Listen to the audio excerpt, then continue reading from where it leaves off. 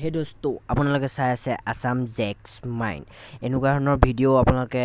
পাই থাকিবলৈ মোৰ চেনেলটো ছাবস্ক্ৰাইব কৰিব আৰু লাইক কৰিব যিহেতু আপোনালোকে এতিয়া মই থাম্বনেল চাই আপোনালোকে গম পাইছে যে কিহৰ ওপৰত ক'বলৈ ওলাইছোঁ আপোনালোকে যিহেতু কালি আপোনালোকৰ ৰাতি যিহেতু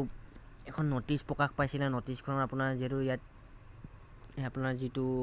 আমাৰ DSC আৰু আয়ুষ বিভাগৰ যিটো এক্সাম 15 মে'ত পাতিব বুলি আপোনালোকক কোৱা হৈছিলে ন'টিচ ওলাইছিলে আৰু আপোনাৰ 9 তাৰিখে আপোনালোকৰ এডমিট কাৰ্ড ৰিলিজ কৰি দিয়াৰ কথা আছিলে কিন্তু এতিয়া হঠাতে আপোনাৰ এটা ন'টিচ ওলাই আহিছে যে ইয়াত আপোনাৰ এক্সামটো পষ্টপন কৰি দিয়া বুলি ন'টিচ হৈছে এইটো সঁচা নে মিছা আপোনালোকৰ এইটো আজি মই ক'ম ইয়াতে written examination postpone notice and it reference two director medical Assam advertisement নং জনচেৱা এইখিনি আপোনালোকৰ সেই যিখিনি পষ্টখিনি হৈছিলে আসাম হেল্থ ছাৰ্ভিচ আৰু আপোনাৰ ফেমিলি ৱেলফেয়াৰ এইখিনি দিয়া হৈছে ডেট এণ্ড ইছ্যু এণ্ড এইটো dated and 9/12/2021 and it written exam notice and Johnson Ayuk 160422 date 6/5/2020 the Assam Tribune and others paper this is for inform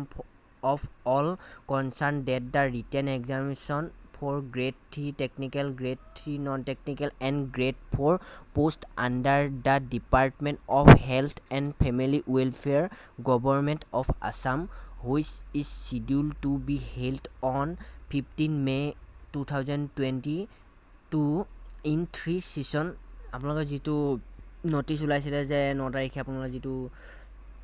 admit release কৰি দিব আৰু 15 মে'ত আপোনালোকৰ যিটো এক্সামটো 3টা ছেশ্যনত পতা হ'ব বুলি কৈছিলে এইটো Hadlee postpone until future notice আৰু পিছৰ ন'টিচলৈ আপোনালোকৰ দিয়া হ'ব বুলি কৈছে পিছৰ ন'টিচত আপোনালোক জনোৱা হ'ব এতিয়ালৈ এইটো পষ্টপন কৰি দিয়া হ'ল the date for which admit card for the written examination shall be issue will be notified later আপোনাৰ যিটো ৰিটেন এক্সামৰ আগতে আপোনালোকে এডমিট কাৰ্ডটো আপোনালোকৰ ৰিটেন এক্সামৰ ন'টিচ দিয়াৰ আগতে আপোনালোকৰ এডমিট কাৰ্ডৰ ন'টিচ দিব বুলি উলিয়াই দিব বুলি কৈছে এতিয়া এইটো পষ্টপন কৰি দিয়া হ'ল আৰু ইয়াত আপুনি দেখিছে director of medical education Assam and director of health ছাৰ্ভিচৰ আৰু director of health service family welfare and director AYUSH এই সকলোবিলাক চহী মৰা হৈছে যিবোৰ হেডবোৰ আছে আৰু এইটো আপোনালোকৰ অফিচিয়েল ৱেবছাইটত দিয়া হৈছে কৈছে আপোনালোকৰ বিভিন্ন নিউজতো আপুনি পাইছে চাগে আজি কাৰণ এইটো মই ভিডিঅ'টো আজিহে বনাইছোঁ কাৰণ এইটো কালি ৰাতিয়ে ৰিলিজ হৈ গ'ল এতিয়া আপোনাৰ ইয়াত এই যিটো এক্সামটো পষ্টপন হ'ব বুলি কৈছে ইয়াৰ ৰিজনটো হৈছে আপোনালোকৰ যিহেতু স্কুল কলেজবোৰ এতিয়া গুণোৎসৱৰ এতিয়া আয়োজিত আপোনাৰ তেওঁলোকে ব্যস্ততাপূৰ্ণ হৈ থকাৰ বাবে এতিয়া তেওঁলোকে যিটো পৰীক্ষাটো দিবলৈ আপোনালোকে যিটো প্ৰায় 9,20,000 এপ্লিকেণ্টে এপ্লাই কৰিছে এই এপ্লাই কৰা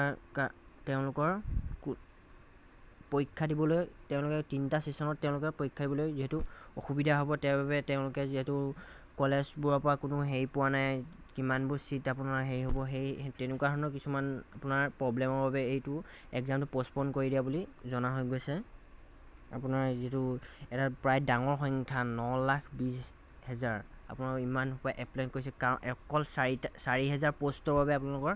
ইমানখিনি এপ্লাই কৰিছে তাৰ বাবে আপোনাৰ এইখিনি এনেকৈ পিছুৱাই দিয়া হৈছে বুলি আপোনাৰ গম পোৱা গৈছে থেংক ইউ